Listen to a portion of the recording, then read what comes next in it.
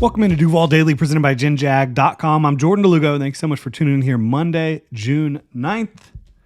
Happy Monday, Jags fans. So, kind of a big week. Mandatory minicamp coming up Tuesday, Wednesday, Thursday. We will be out there taking in practice, reporting back to y'all on what we see. So, that's going to be big. Obviously, last Thursday, after the final OTA, the Jaguars coaching staff, the assistant coaches, we've heard from the coordinators and the head coach, but the assistant coaches that are like positional coaches met with the media. I was unable to attend that, and then I didn't have my reactions out on Friday because I had some personal things to attend to on Friday. So Monday morning, and we are getting into kind of my reactions, my takeaways from those interviews. And you see different news outlets post the interviews. The Jaguars themselves shared a lot of the questions and answers. So just getting to hear a little bit more from the coaching staff about how things are going so far. Obviously, at this point in the offseason, June 9th, every coaching staff is going to be excited about the progress, the place that they're at in the offseason for the most part. I think maybe you go back to the 2021 coaching staff, maybe not everybody would be really happy on June 9th, if you know what I'm talking about. But for the most part, this is going to be a time of excitement, a time of kind of hope and positivity. Really, I think once you start getting into training camp, preseason, and really the regular season is when sometimes those hopes and dreams for a season start to kind of crumble a little bit. But that's not to take anything away from any of what we heard from these people. It's just like what you hear right now, it could mean a lot. It could end up meaning nothing just because... And that's, again, not to diminish anything anybody said, but you hear a lot of positivity from most of these types of situations at this point in the offseason. So just because I'm sitting here telling you that I'm impressed with all of these coaches, that could mean a lot. That could mean nothing. It's just too early to tell, quite frankly. But we are going to dive into the defense first and then talk about some of what we heard from the offensive guys. So excited to get into it. I think Temlu Kabu, the linebackers coach, somebody who's really interesting to me, has been coaching a long time, really good linebackers coach from what I've gleaned so far based on like the work he's done prior to getting to Jacksonville and then also being here. He talked about servant leadership on defense.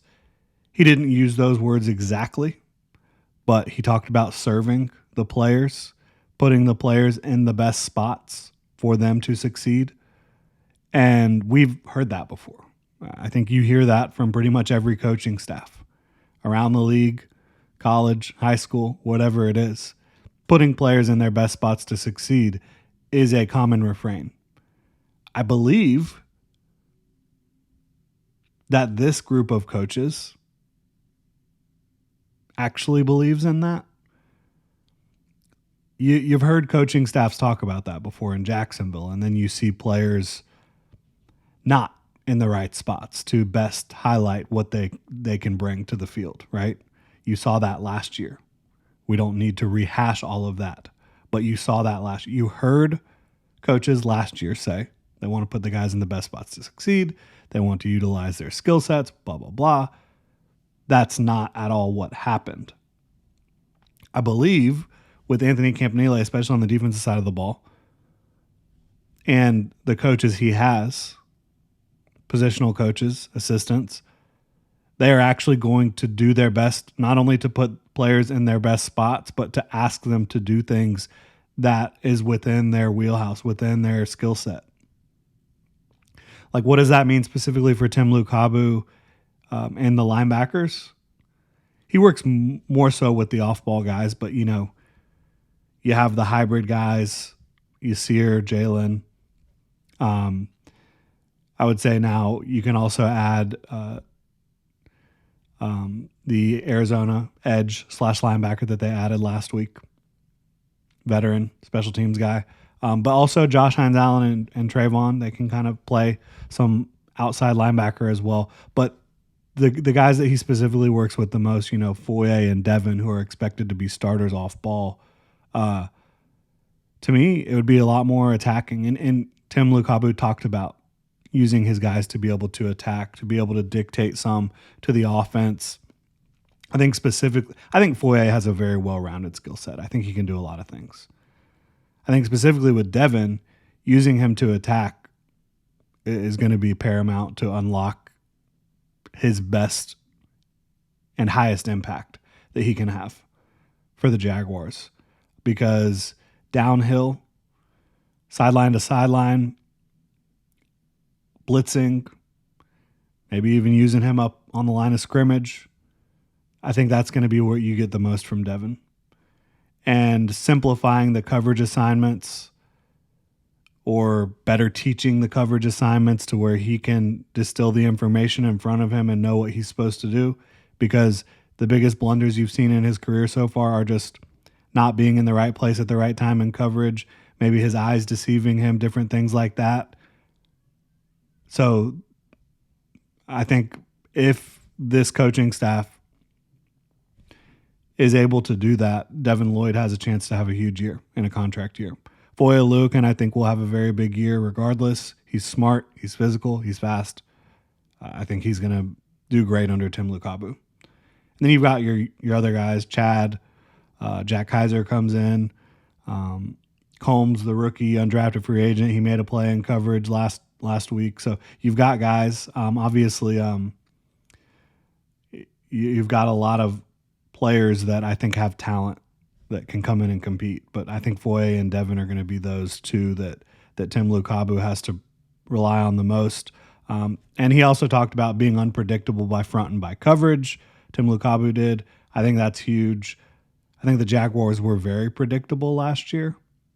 I think at times Mike Caldwell was able, the previous defensive coordinator before Ryan Nielsen, I think at times Caldwell was able to coach a defense that was unpredictable, but there were different issues there week to week, game to game, and then I think they snowballed a little bit. But being able to, again, if you're unpredictable, you can dictate at times to the offense. Usually the way you think about offense and defense, the offense dictates to the defense. But if the defense can dictate to the offense as well, you can play that cat and mouse game, that chess game. That can be huge. And I think the Jaguars are really going to try to do that, especially in key situations and on money downs. Another takeaway I have about the defense, and everybody you've ever heard talk about Anthony Campenile, the reverence you hear, the reverence is like just so clear from everyone you've ever heard talk about Anthony Campenile, the Jaguars defensive coordinator. The constant through lines you hear is genuine, the energy, the intelligence, and the consistency day to day. I think if you have all those things, like you're gonna have a chance to make it. And the NFL spits out and chews up and spits out, a lot of different really great coaches. It's difficult. Little mistakes can snowball.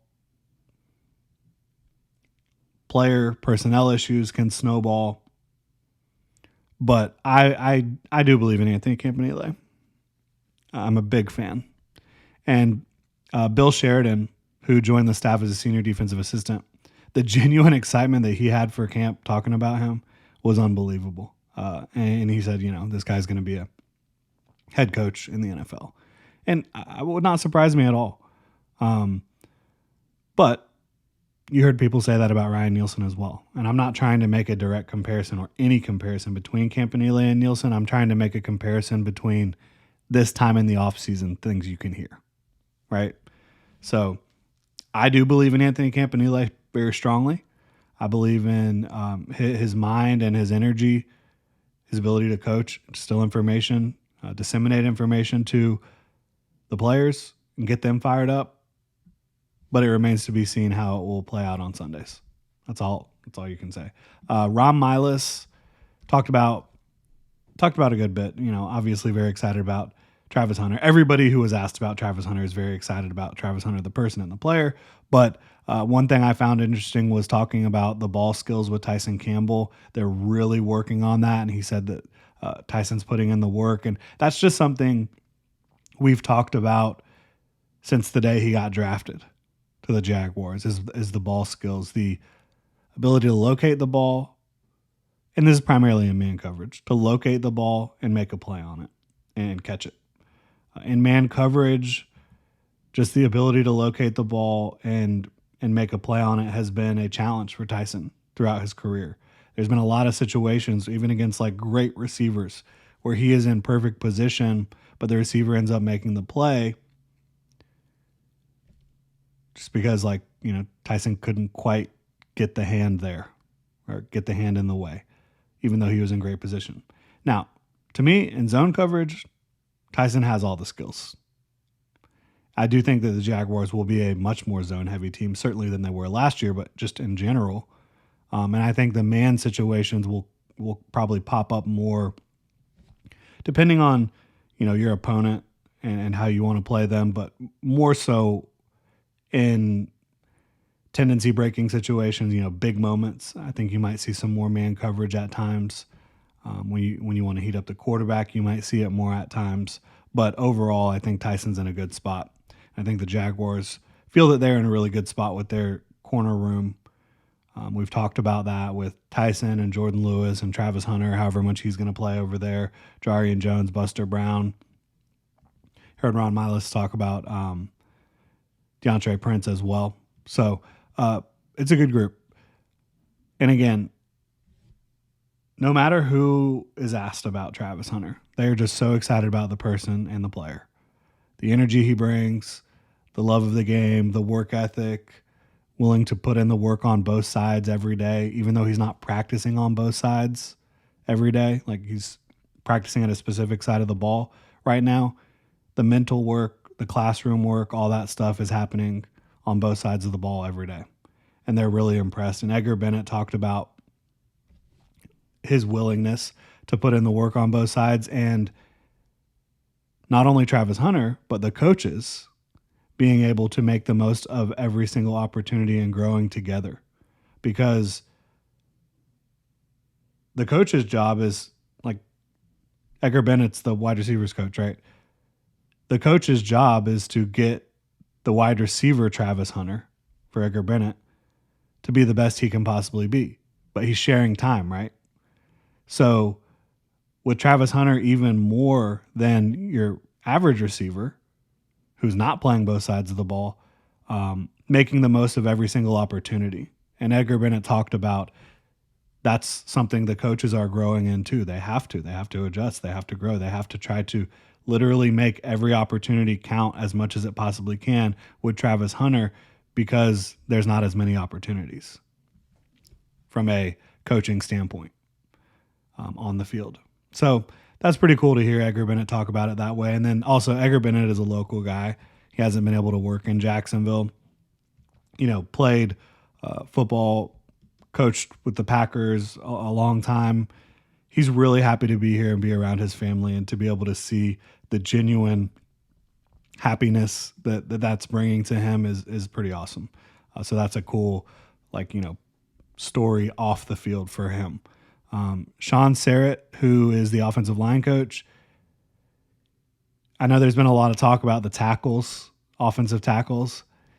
He said that the goal for Walker Little and Anton Harrison, both of them, is to be able to go and be 17-game starters for multiple years. They see that for both guys, says they're both capable of doing that, and then playing into the postseason and playing in big playoff games and helping them win games.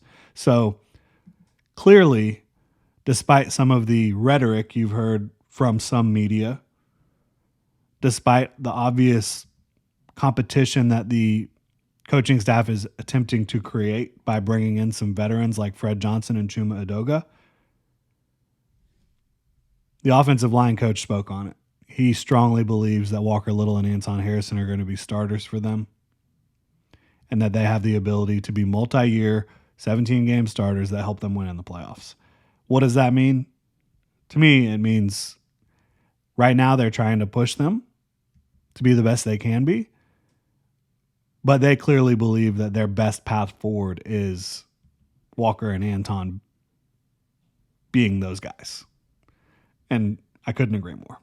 So I think the offensive line coach kind of clearly laid out what they believe, and I think what they're believing in, it makes sense. It does. As far as the rotations go right now, it's really early. I don't think it matters a whole lot right now. I definitely don't think that there should be any situation where, like, deep into training camp, Anton and Walker aren't out there consistently with the ones. I'll say that. Talked about Ezra Cleveland a little bit. Sean Sarrett did. Said that he's been winning lifter of the week, which is something they do here with this group, obviously in the weight room, and that he's just been really impressed with his work ethic, his athleticism, getting to know him. They know a lot of the same people because they've both been in Minnesota. So I think Ezra Cleveland has a lot to prove. It could basically be a contract year for him, even though he's under contract through the 2026 campaign. The Jaguars do have a team out following 2025. So this is a big year for him. I think he knows that. I was impressed with his tape last year. I think he's strong and athletic. I think that helps him a lot. I think it's going to be much more difficult for Wyatt Milam to earn a starting job early at left guard, where a lot of people have kind of penciled him in than people think with Ezra Cleveland being there. But speaking of Wyatt Milam, OL coach said, he's a bull in a china shop right now. He's strong and powerful. Said he's working his ass off in his transition from tackle to guard. And so that's good to hear. And I think from what I've seen on the practice field, Wyatt Milam does look really strong. So I think the offensive line has a chance to be much better than they have been, much better than they were last year, with Walker being the full-time starter at left tackle. And I will say, Sean Sarrett said they feel like Anton or Walker can both play either tackle spot. That's something to keep in mind. I think Walker has been much better throughout his career playing at left tackle. But, Anton also was a left tackle before he got to Jacksonville. So I could see, maybe, who knows? I do think Walker's best spot is definitely left tackle, and you've seen Anton play well enough at right tackle to project him forward, but maybe something to keep an eye on. Chad Morton, he talked about how special Travis Hunter is, says how he can't fathom him playing, how much he's playing on both sides and how much he will play on both sides during the regular season. It's pretty cool stuff. Just hearing the coaches kind of talk about Travis Hunter is just such a reminder of like what a rare talent the Jaguars were able to bring to Jacksonville. And it is. He absolutely is. It's crazy. Chad Morton he obviously talked about Tutin's speed, Bashal Tutin, but also said that he's a really natural runner, the smoothness he has in and out of cuts, which I see that on tape too. For Tutin, it's just ball security. That's it. If he can be ball secure, he has a chance to be a very impactful player. Highly complimentary of Travis Etienne, which Liam Cohen was last week, I believe it was. He said the number one thing Chad Morton did is with the running backs, pass pro. Said it's the hardest thing to teach running backs, but it's the most important, and that's why they're really focusing on it heavily now, and they will be focusing on it heavily, throughout the rest of the offseason into training camp and the regular season. Says they've got to be able to do that. I think that's true. I also think, though, not every back that's going to have an impact on your football team in a Liam Cohen offense needs to be great in pass protection. Last year, Bucky Irving was not very good in pass protection. Still got a lot of run. Right? But if you're great in pass protection and a great playmaker the way Bucky Irving is, I think you can stay on the field more. But you saw Rachaad White still have a major role with the Bucs last year because he's a really good pass protector and pass catcher. who on the roster right now is a really good pass protector and pass catcher? It's LeQuint Allen. And yes, Chad Morton made it clear that that's how you pronounce the name. He thought it was LeQuint as well, but he learned it's LeQuint Allen. The rookie running back, 7th-round pick out of Syracuse, really talented pass protector and receiver. So I think he's got a clear path to this football team, and I think he has a clear path to playing time with the Jaguars. Also talked about Tank Bigsby, said he's chomping at the bit to get in the pads, get out there, and he's a more physical back, and so he's excited about getting the pads on eventually, and then also he's excited about Tank's focus on the playbook. And Chad Morton is feeling like if he's in a situation where he just needs a guy to go out and do what he's supposed to do, he feels like Tank is that guy. So that was pretty cool to hear. Again, another issue with Tank has been ball security. Same as Bashal. So that's going to be the thing. If Tank can be ball secure, the sky is the limit for him. Y'all got to remember, I thought he should have been a 2nd-round pick coming out of Auburn. I thought he was incredibly talented, and he has flashed that talent in the league, but ball security has been an issue. So making sure that Bashal and Tank can hold on to that football, that if they can do that, and they don't have to be perfect. Nobody's going to be perfect. But if you can feel confident that they're going to go out and have exponentially more very positive plays than a couple negatives here and there, they can be a massive help for Trevor Lawrence, for this entire offense, for this football team. There's a lot of talent in the backfield with Travis, Tank, Bashal, and LeQuint Allen. So I'm excited to see how that comes out and plays out this summer and into obviously preseason and the regular season. It's June 9th, so, July 9th, August. I mean, we're about 2 months away from preseason football. We're about 3 months away from regular season football. At times, it's going to feel like it's just time's crawling by. But y'all got to enjoy every day this summer, and it'll be here before you know it, the regular season. And I think it's going to be an exciting one. I really do. I believe in this regime. So let me know what y'all think in the comment section below. If you enjoy the content, please like and subscribe. Y'all have a good one.